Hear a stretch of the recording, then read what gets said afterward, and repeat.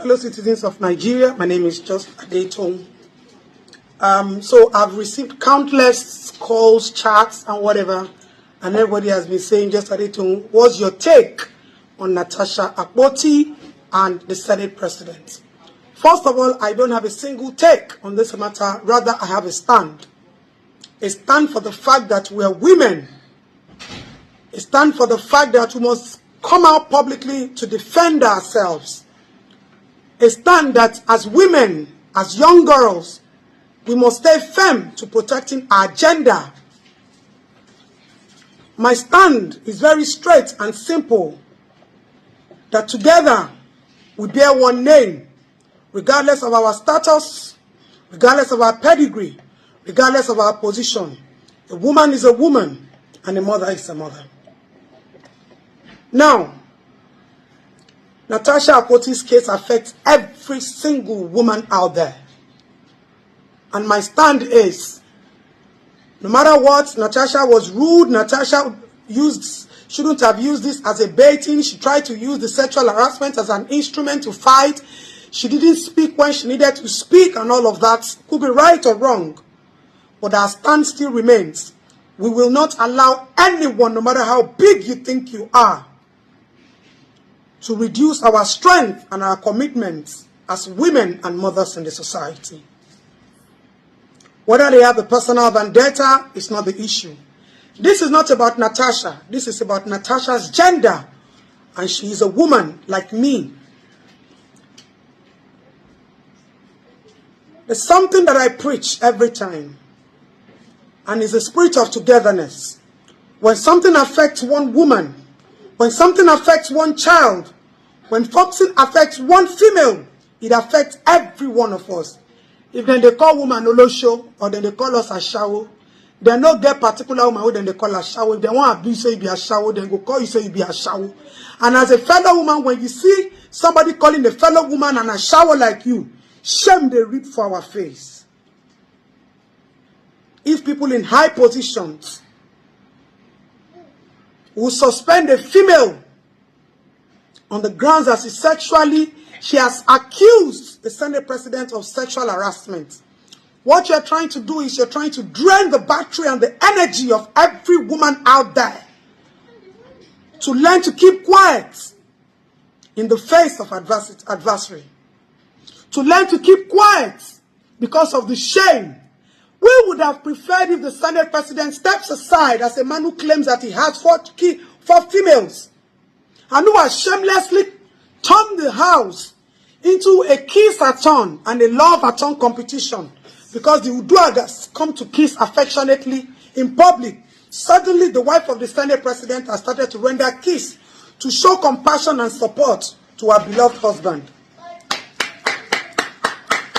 I don't think you can be a judge in your own case.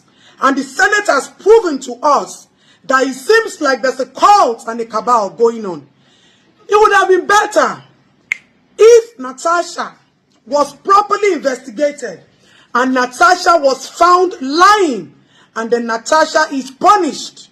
Then that would be a shame on womanhood that you want to use your gender to intimidate or subdue or oppress a fellow man.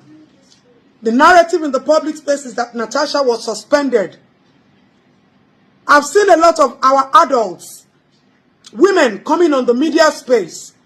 If you all claim that you've passed through that institution and you have passed that stage of sexual harassment, what I would have expected of our female adults is to summon Natasha, scold Natasha, explain to her, make her understand that that is an institution of authority and she's not only representing Kogi, she's representing we women in power because we're supposed to be more and there are just 4 of them.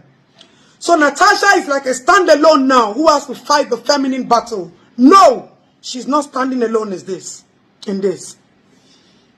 We are waving our support for a female who has claimed that she was sexually harassed. And we would appreciate if they push further to investigate and come out and tell us that she was guilty, she was telling a lie. Rather than trying to intimidate her, Whether both of you have personal issues is none of our interest. According to the Senate President and Natasha has traveled about 3 times on official assignment afterwards. The timing Natasha said what she said might not be right. The way Natasha said what she said might not be right. The platform Natasha said what she said might not be right. But Natasha is a female, and no woman will come out that she has been sexually harassed, and we will keep quiet. Don't forget, in the same country where we are, our minors are being sexually assaulted on a daily basis. Our women are molested on a daily basis.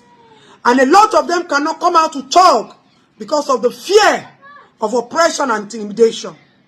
So if a high-positioned woman comes out to say that she was sexually harassed, and you are trying to subdue and silence her voice, then what is the fate of our young girls? You will not call us weak in the face of our troubles. You cannot shame we women because we already know that we have problems and challenges we're facing because we're females. On that note, we're trying to appeal to the Senate to take a different direction, a turnaround concerning the case of Natasha Akpoti. If not, you might be calling for the war of females. You might be calling for a stand-up of we women, because one woman is all women and one female is our gender.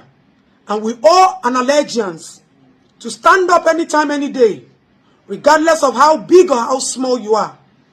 Nobody, no woman deserves to be silenced, and no woman deserves to be intimidated. Thank you all. And we will definitely come out on our next move on this issue. Thank you, fellow Nigerians. Thank you all the women who have come out to support. And to those of you women who have not understood that this is not an individual battle or a battle against an individual or a person. This is a battle for, against, and in support of we women being oppressed in the face of adversary. Thank you. I remain just at the top.